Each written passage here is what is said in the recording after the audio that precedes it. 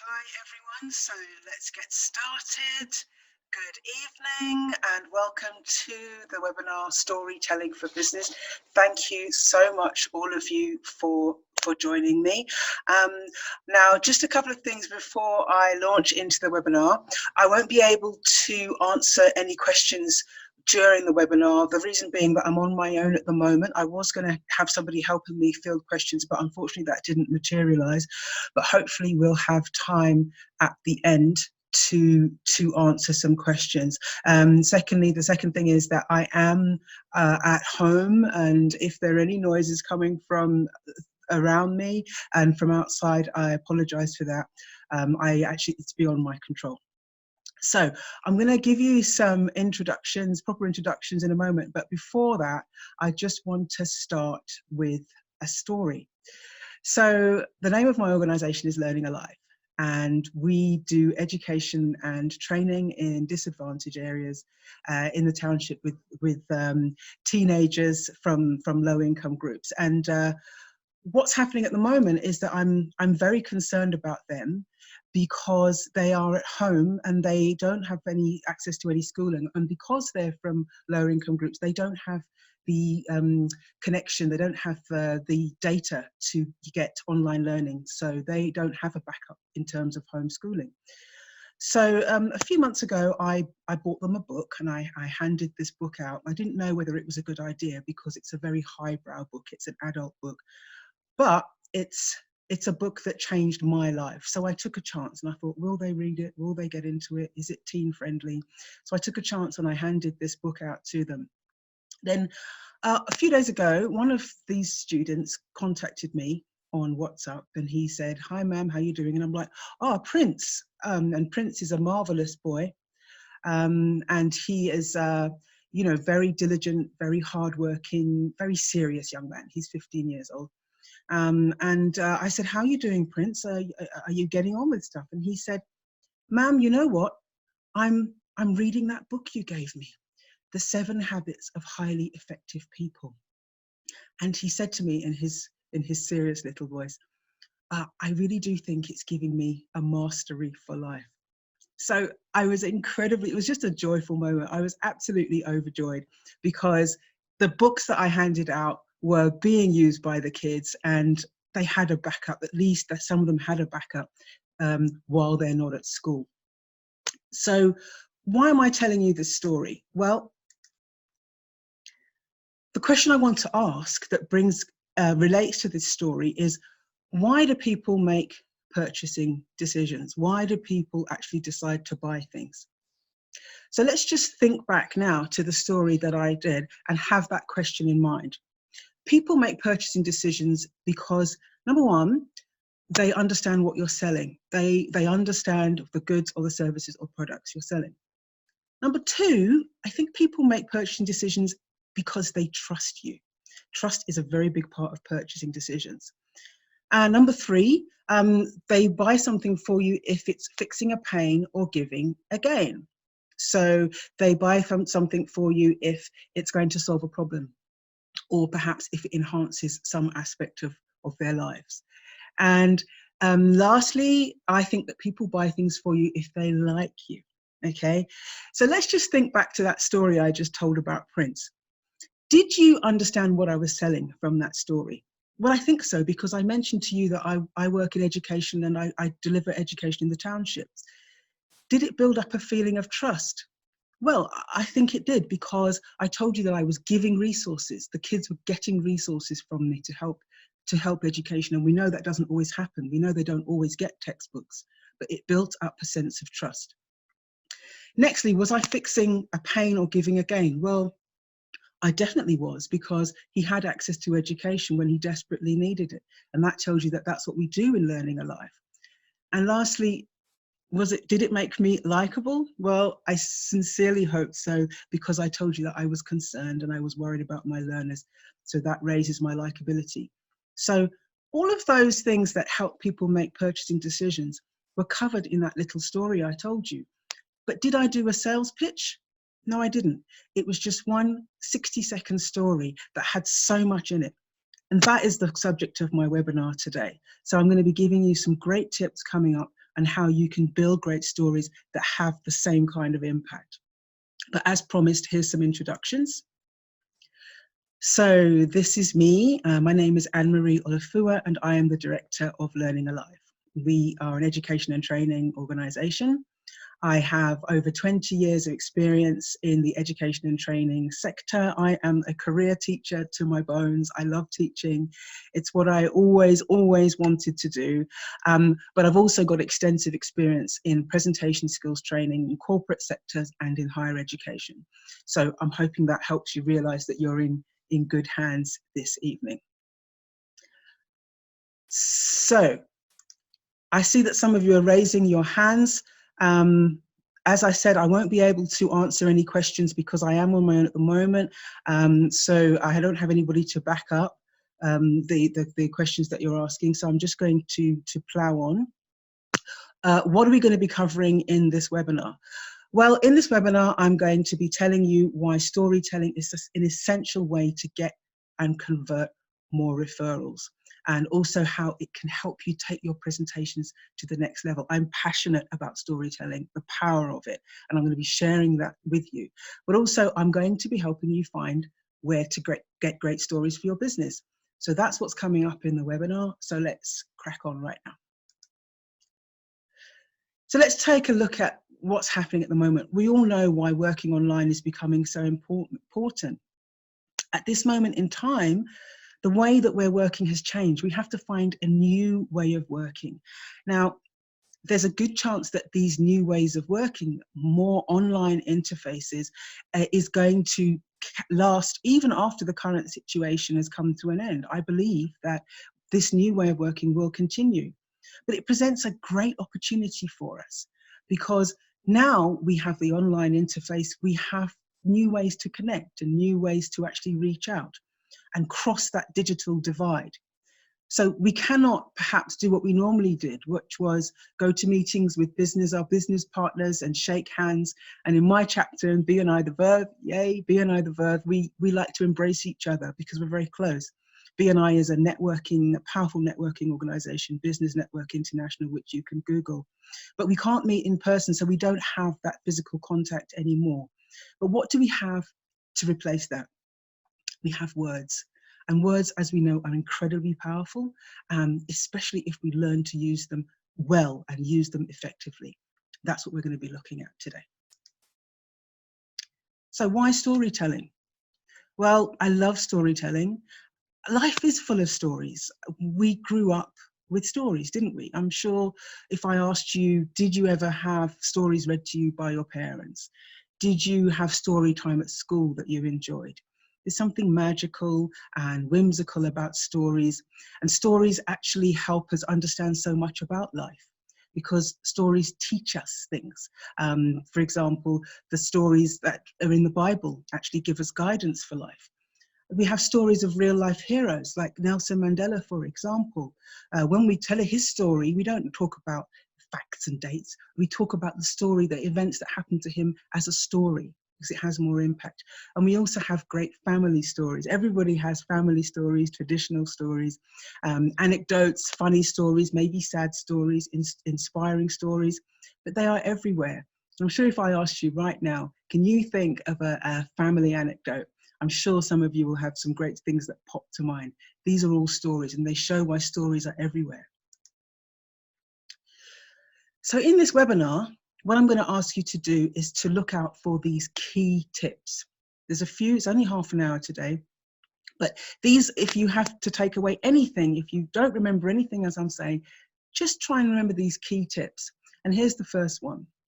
If you're struggling with the idea of storytelling, remember that you don't need any special skills or training to do it. You don't need to have public speaking training. You don't have to take a course.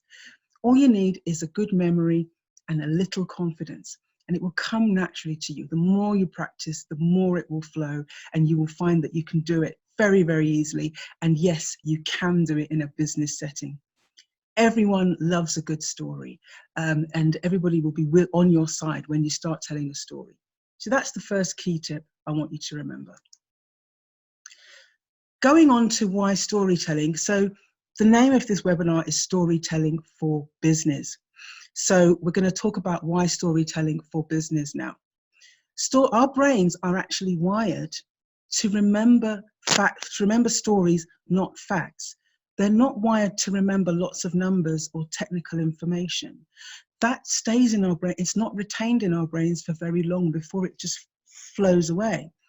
But stories actually do stay in our brains because it's how we're wired to remember things. And there's a very good study that actually proves this. In Stanford Business School, they did a sales pitch exercise with the students. And what happened is they got the students to do a sales pitch. And they said, okay, one of you, and they kept it a secret, one of you is going to focus on stories in your sales pitch. And the rest of you are going to do the traditional sales pitch, which is just focusing on goods and services and so forth. Afterwards, they asked the audience, what can you remember? How much of this sales pitch can you remember? And here's the statistics that came out. Only 5% of the audience remembered the facts, and 63% of them remembered the story. Now, that is something that's a very powerful fact to remember when you're thinking about storytelling for business. So that brings me to my next key tip. Remember that stories are ideally suited for business because they make sales presentations much more memorable. Facts tell, but stories sell. A lot of the big brands like Apple, like Nike, they're moving away in their TV adverts from telling what they can do with their goods and services, their cars and their computers, and they're talking about motivation. They're talking about stories. It's something that's catching on, and it's something that you need to get on board with. So let's carry on looking at how you can do that. So we've looked at why storytelling works well in life, but also especially in a business context. So it's all very well saying, yes, okay, it works, but where can you find these great stories?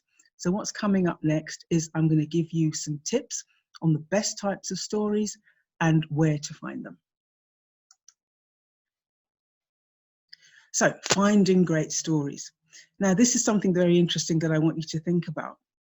When you think about going back to what makes people buy, what actually drives a purchasing decision, we talked about something very important. We talked about solving a problem. We talked about giving a gain or taking away a pain. Now, here's a very important fact.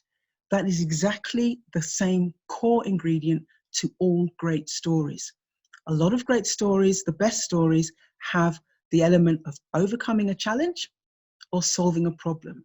And they also have the element of succeeding despite the odds. So I'm going to ask you all to think about something right now. Think about your favorite film or the favorite book that you've read, something that made a big impact on you.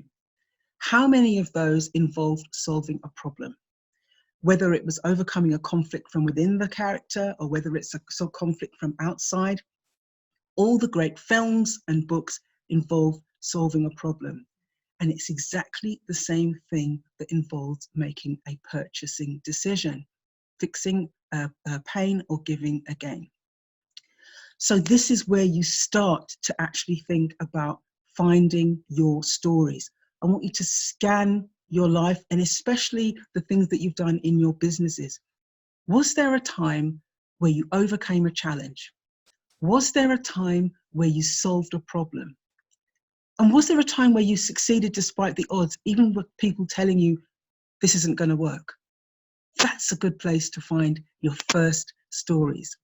Now you might say, well, I'm an accountant, okay? I don't have adventurous stories to tell.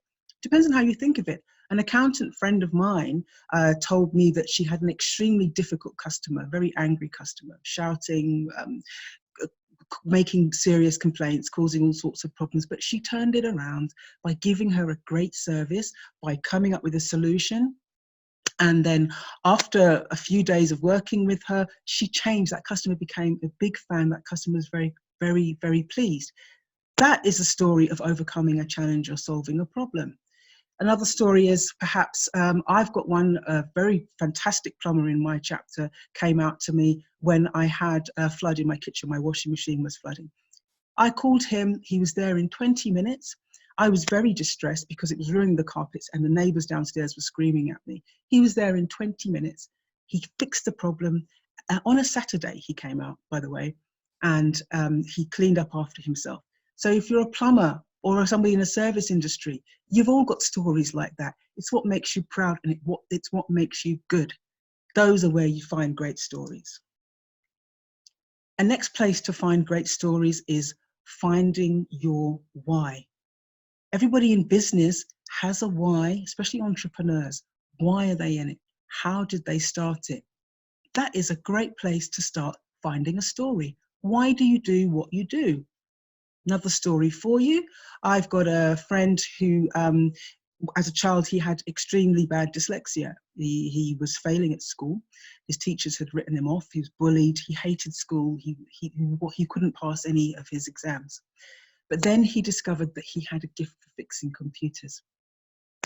And through that, he understood it doesn't matter if I can read or write particularly well, I can do this. And it changed him in so many ways because it was a breakthrough in his confidence. And he carries that through into his work. Imagine if you're telling that story. No, it doesn't necessarily have to come from your business life. That's a childhood story that leads to your why you're in this business. But it still works to help people trust you and want to partner with you in making those pertinent purchasing decisions. Scan your life. Think about your why, your passion, and drive that through into your storytelling about how you started your business. So time for another key tip. Where's the best place to find stories? Well, we've talked about it. Scan your personal and business life for events that show why you give a great service or why you give great customer care. Your proudest moments, these are all great stories. Take a moment to think. You will find them, I promise you, and then you can channel these into presentations and sales pitches. And as we said, you will be able to take them to the next level. So we're coming close to the end now. I'm just going to tell you about some of the future webinars and videos that I'm going to be putting together. One is the 60-second story. Now in BNI, we have to stand up every week and give a presentation about what we do so that people can go out and find referrals for us. How do we do that in a short, compact space of time, but still keep the impact? One of my webinars, my next webinar, is going to be the 60-second story, the classic elevator pitch. The next one is storytelling while networking. So when we actually do get to be out and about again and we're mingling, how do you slip a story in so that it's casual, but it's natural, you're just mingling, having a cup of coffee, shaking hands. How can you slip that story in so it still works? I'm going to be telling you how to do that. And lastly, one that I get a lot of requests for, storytelling for business. Stories that sell. What are the best stories that actually go out and make people make that purchasing decision or want to partner with you? It's stories combined with that essential call to action. So that's a great session that you don't want to miss. So after this webinar, I beg your pardon, I'm going to be sending a recording so that you can watch it all again. But also, here's a bit of homework for you coming from the teacher. I'm going to give you a planning sheet, free of charge planning sheet. And I want you to sit down with that planning sheet and think about when you overcame a problem, when you succeeded despite the odds in your business life. Think about your why. Why do you do what you do? And make some notes. And here's part of the offer. I will help you put together these stories using the planning sheet. If you email me, if you call me, I will give you that service absolutely free of charge. I will work with you to actually start putting together your first few stories that you can start channeling into your presentations and pitches. Don't be shy, give me a call or drop me a line. So now let's just summarize. It's always good to summarize so that we can remember what we've learned. So the first one of these key tips, you don't need any special training. You don't need to have public speaking skills, etc., etc. All you need is a good memory and a little confidence. Give it a go and you'll find that it comes naturally. There's stories everywhere. Stories are for life. The second key tip, stories are suited to business because they drive sales, because it helps us Remember, stories are memorable. They're more memorable than facts and figures. So they are suited to business because they help people take action based on what you're selling them. Lastly, where's the best place to find stories? The best place to find stories is you, your life, your business experiences. You are a treasure trove of great stories. Use the planning sheet that I'm going to send you to sit down and start finding those great stories and start sharing them. And finishing up, hopefully we're going to have, I've allowed a few minutes for questions. There's a quote from Steve Jobs, and it says, "The most powerful person in the world is the storyteller. The storyteller sets the vision, values, and agenda of an entire generation that is to come." Now, he was a great storyteller, as you know, and he actually took that into the heart of what he did to make Apple the greatest success that it is right now. Say, so let's see. Beyond this, I'm not going to disappear into the ether. I'm sending my contact details. You can email me your questions at annie@learningalive.co.za. And you can also call me or WhatsApp me. I'm very good at answering questions on WhatsApp. So it's my phone number is 076 358 2634. I'm going to send this to you as well. So if you have any other questions, and don't forget, if you need me to help you with your planning sheet so that you can start finding your great stories, I will actually do that with absolute pleasure. Help you get out there and go and start telling stories, convincing people, getting sales, getting referrals, converting those referrals. It's all within your grasp if you just take the leap, find a little bit of confidence and start telling stories. So that's it. That's all for now. Thank you so much for joining me. I hope you found it useful, and I'll see you at the next webinar.